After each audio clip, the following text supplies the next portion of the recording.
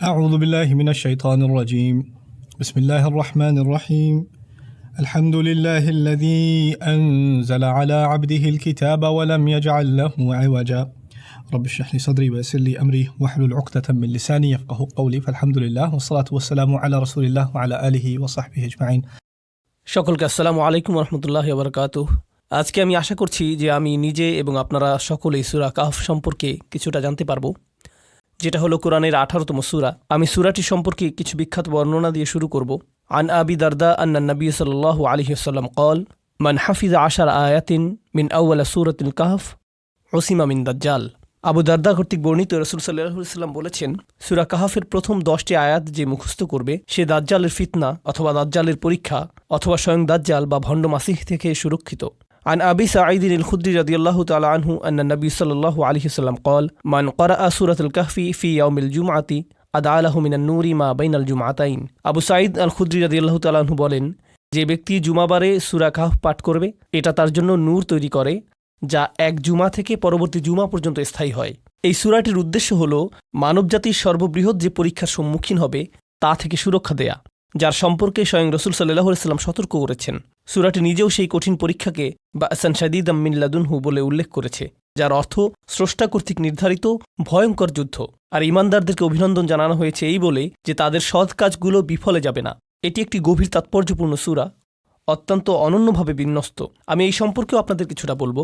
আমরা জানি যে সূরাটি 4টি ঘটনায় বিভক্ত, কিন্তু এটা তার চেয়েও কিছুটা বেশি জটিল। এতে রয়েছে 4টি অনুচ্ছেদ এবং 4টি ঘটনা। তো আমি চাই যে আপনি এভাবে চিন্তা করুন যাতে সূরাটির বিষয়বস্তুকে নিজের মস্তিষ্কে সাজাতে পারেন, আর তা হলো আপনি এটাকে 2টি খণ্ডে চিন্তা করতে পারেন। ওকে, তো সূরাটির প্রথম খণ্ডের শুরুতে রয়েছে একটি অনুচ্ছেদ যা আল্লাহর দেয়া খুতবা, যা আমাদেরকে এই জীবনের ক্ষণস্থায়ী প্রকৃতি সম্পর্কে শেখায়। এরপরে রয়েছে প্রথম ঘটনাটি, এরপরে রয়েছে আরেকটি খুতবা, যার পরে রয়েছে আরেকটি ঘটনা। তো এই সূরাটিতে 2 ধরনের উপাদান রয়েছে, খুতবা এবং ঘটনা। খুতবা অর্থ আয়াতের সমষ্টি, যা আপনাকে শিক্ষা দেয় গভীর তাৎপর্যপূর্ণ কোনো বাস্তবতা সম্পর্কে, যেমন এই জীবনের স্বল্পস্থায়ী প্রকৃতি, অথবা বিচার দিবস কেমন হবে, অথবা কী ধরনের মানুষেরা সফল এবং কী ধরনের মানুষেরা ব্যর্থ। তারপর ঘটনাও রয়েছে, যেমন আসহাবে কাহফের ঘটনা, বাগানের মালিকদের ঘটনা, মুসা আলাইহিস সালামের ভ্রমণের ঘটনা এবং জুলকারনাইনের ঘটনা। এগুলো এক একটি ঘটনা, কিন্তু যেভাবে এটাকে সাজানো হয়েছে, যেমনটি আমি বলেছি যে সূরাটি মূলত 2 ভাগে বিভক্ত। প্রথম ভাগে আপনি পাবেন খুতবা, এরপরে ঘটনা, এরপরে খুতবা, এরপরে ঘটনা। তো প্রথমে কোন খুতবাটি পাবেন? বস্তুবাদের ধরন, প্রকৃতি এবং কেন এই পৃথিবীর সৌন্দর্যে আমাদের আচ্ছন্ন হওয়া উচিত না। ওয়া ইন্না লাজাইলুনা আলাইহা মা সাঈদান জুরুসা। এই পৃথিবীর সকল কিছুকে আমরা সৌন্দর্যের উপকরণ বানিয়েছি যাতে মানুষকে পরীক্ষা করতে পারি যে তাদের মধ্যে কে সৎকর্মশীল। তো এটা হলো প্রথম খুতবা। এর ঠিক পরেই রয়েছে সেই তরুণদের ঘটনা যারা অত্যন্ত কঠিন পরীক্ষার মধ্যেও টিকে ছিলেন এবং তাদের ঈমানকে আঁকড়ে ধরে রেখেছিলেন। তারা শুধু এতটুকুই জানতেন যে একজন মাত্র সৃষ্টিকর্তা রয়েছেন এবং একমাত্র তারই উপাসনা করা উচিত। আর আল্লাহ অলৌকিকভাবে তাদেরকে দীর্ঘ সময় ধরে জীবিত রেখেছিলেন। কয়েকশো বছর যাবৎ তাদেরকে ঘুমন্ত অবস্থায় রেখেছিলেন একটি গুহার মধ্যে, যা অন্য কেউ জানত না। এরপর তিনি তাদেরকে জাগিয়ে তোলেন। ঘটনাটা খুবই বিখ্যাত। তো এই হলো প্রথম খুতবা এবং প্রথম ঘটনা। সূরাটির প্রথম অর্ধেক সম্পর্কে আমি যা আপনাদেরকে জানাতে চাই তা হলো খুতবাগুলো একে অপরের সাথে সম্পর্কিত। ইনশাআল্লাহ আমার করা সূরা কাহফ সম্পর্কিত আরও বিস্তারিত আলোচনাতে আপনারা দেখতে পাবেন আসলে প্রথম খুতবা এবং দ্বিতীয় খুতবাটি একে অপরকে পূর্ণতা প্রদান করে, আর ঘটনাগুলো একে অপরকে পূর্ণতা প্রদান করে। তো আসহাবে কাহফের এই ঘটনাটি হলো প্রথম ঘটনা।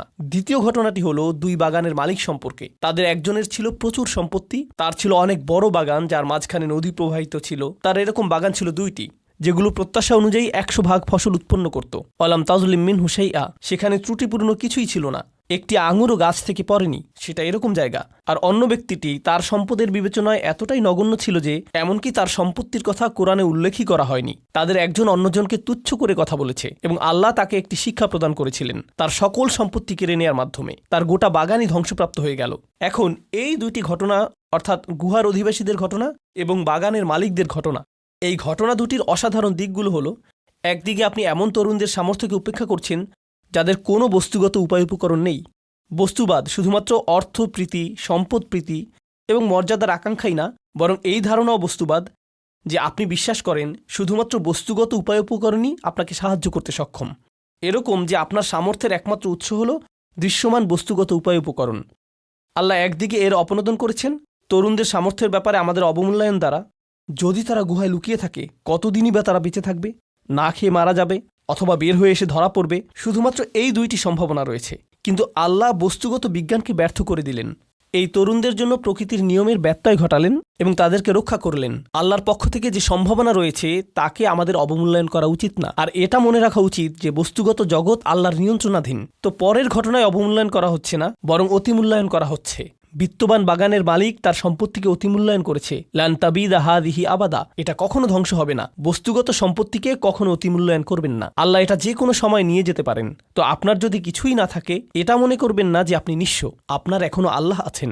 আর আপনার যদি সকল কিছু থাকে, এটা মনে করবেন না যে আপনার সব কিছু আছে।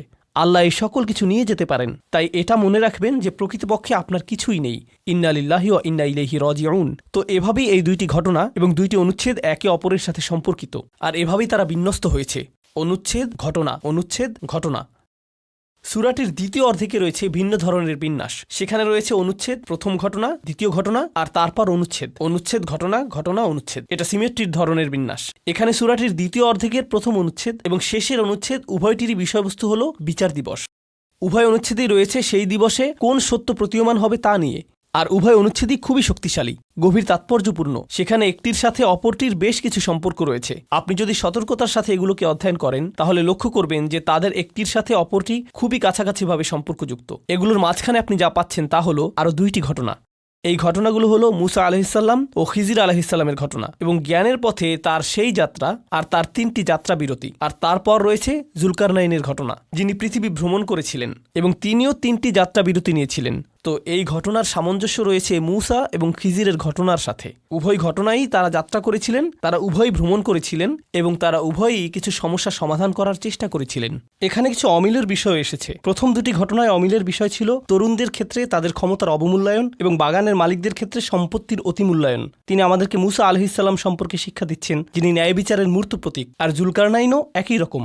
তারা উভয়ই ন্যায্য কাজ করতে চেয়েছেন, কিন্তু তাদের একজন তার চারিপাশের পরিস্থিতি পরিবর্তনে সম্পূর্ণ ক্ষমতাহীন।